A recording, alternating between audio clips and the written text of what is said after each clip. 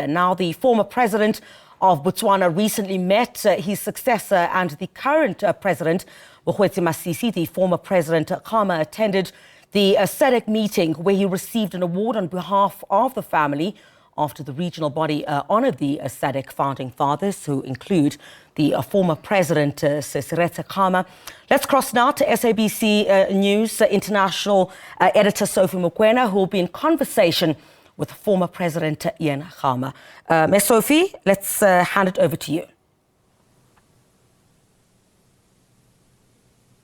Well, thank you so much, Griselda. Indeed, we saw the SADC summit in Angola, and heads of state and government attended that meeting. But you'd recall that the last summit last year in the DRC, the regional body took a decision to honor the founding fathers of SADC, or the so-called leaders of the frontline states who assisted member countries on the region to be liberated. We know South Africa was the last country to be liberated, and Botswana played a very important role in assisting in the liberation of South Africa.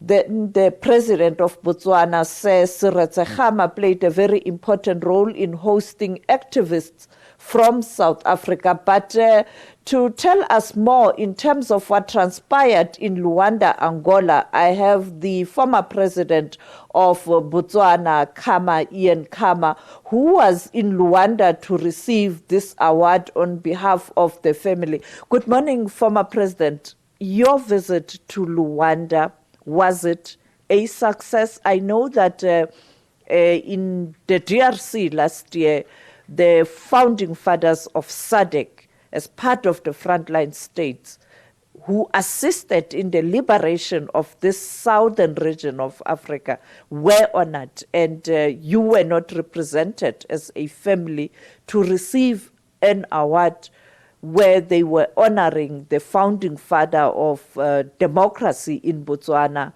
the late Sir Seretse Khama. Yes, well, as you say, the summit of SADC, the heads of state and government, resolved that they wanted to recognize the contribution that the founding fathers of the organization had made by presenting them with awards.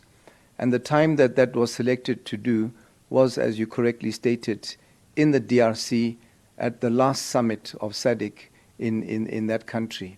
And each government was tasked with informing the respective families to delegate a representative and to facilitate them to travel to the DRC to receive that award. The Botswana government, however, violated that agreement and decided not to inform our family to send a representative or to facilitate our travel to the DRC. So that's why we were the only ones at the just ended summit in Luanda to be there to have our father honored in the manner that they had chosen. How do you feel as a family? I mean, after a long time, this moment honoring Sir Seretse Khama. In terms of South Africa, we know the role the late former president played in terms of assisting the liberation organization. Many organizations, not only organization, many activists used Botswana as a base on their way out to exile, and also launching some activities. I remember former President Mbeki saying that at some point in time when he was in Botswana towards the negotiations, he was told by the authorities then to come and pick up all the arms that he had delivered in Botswana, which were meant to assist the liberation organization. Well, as you state, earlier on you had mentioned the organization, the frontline states. The frontline states who came together to confront the illegal regimes, minority regimes in the region, in Angola, in Mozambique, in Rhodesia, Zimbabwe, called Rhodesia then, and South Africa. So that was the organization of the frontline states. And then they decided that in addition to that, they needed to enhance the economic cooperation within the region of those countries outside of those which I've just mentioned, which were under minority rule. And that's how the founding fathers, which included my father, who played a pivotal role in the formation of the SADC, as it was called then, brought about the SADC, current-day SADC. And I think it was because of his pivotal role that it was decided that the headquarters of SADC should be in Botswana as a result. And that is why you have the secretariat in Botswana. That is correct.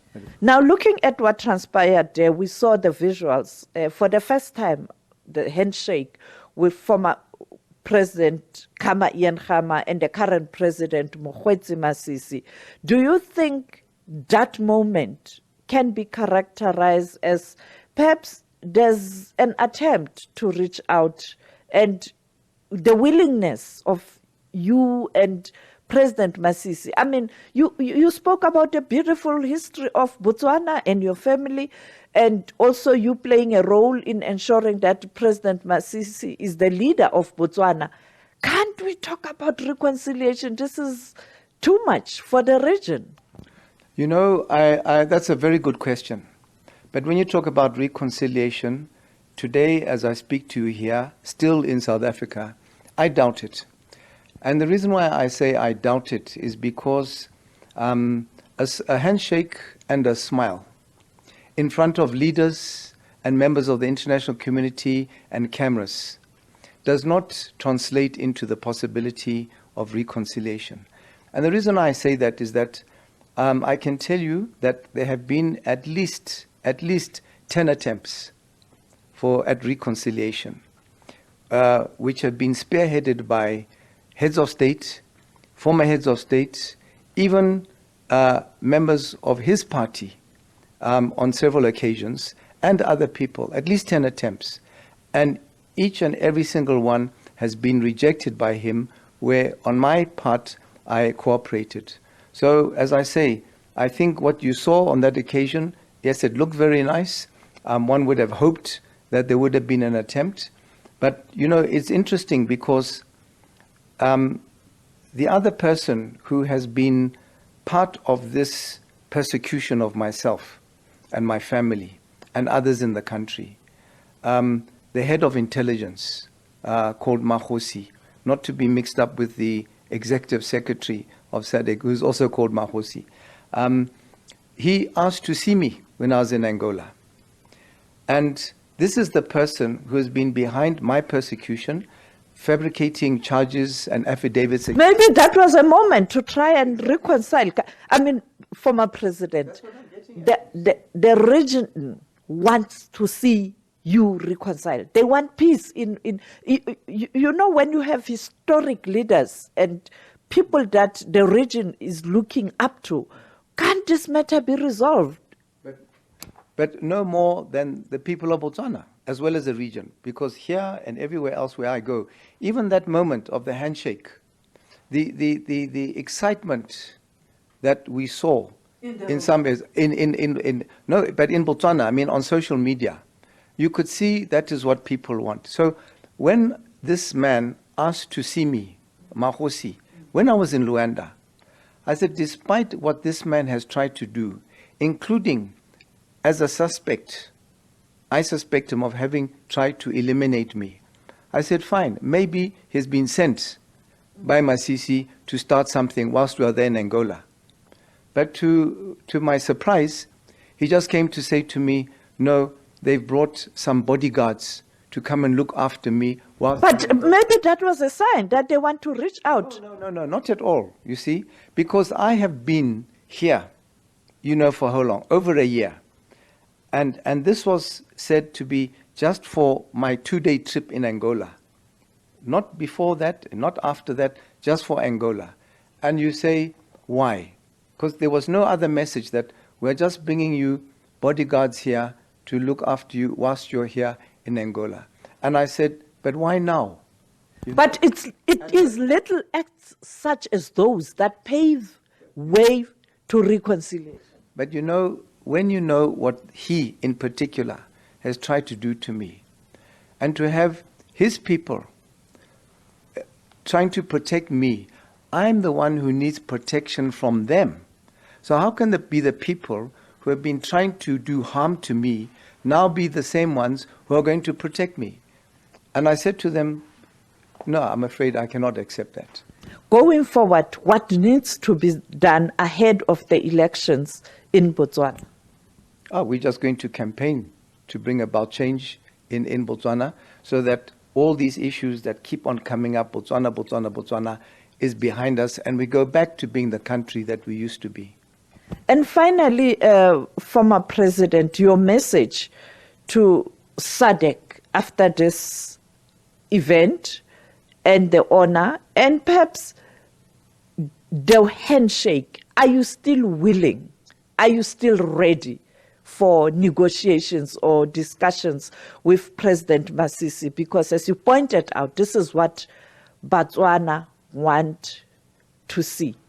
Well, my message to SADC was that if, like you said, that it would in fact be the desire of SADC to see reconciliation, then maybe they should step in and try to come up with a form of mediation or intervention that could bring that about. But so far, as a body, it hasn't happened. Individuals within SADC have attempted it. And to Botswana? To Botswana in what regard, sorry? Could you? I'm saying ahead of elections and based on what transpired, honoring of the former President Sir Seretse Khama. No, I think definitely with Botswana, I'm sure they have been, some of them in there, the clergy, elders, have also attempted it. And like I said earlier on, they have been rejected by Masisi. But in the meantime, we're on the path going towards elections. And if nothing happens before then, that is going to be the opportunity at the elections to bring about a situation in the country which would end this once and for all. Thank you for your time, former President. That was former President Ian Khama, who was in Luanda, Angola, where he received an award, the regional body honoring the late former President Sir Seretse Khama, the role he played in terms of ensuring that we have this regional body that was focused on building the economy on the continent and development. But in later years, because of the challenges that we are facing globally on the continent, the mandate has been extended. That is why today you have organ on politics, defense, and security. And of course, the Secretariat is in Botswana, and we will find time to speak to President Masisi. We have tried on many occasions. It has been very difficult, but we will continue to pursue those channels to ensure that he is also given a right to reply. Back to you, Griselda. Thank you very much, SABC News International Editor Sophie Mokoena, in conversation there with the former president of Botswana, that's Ian Khama.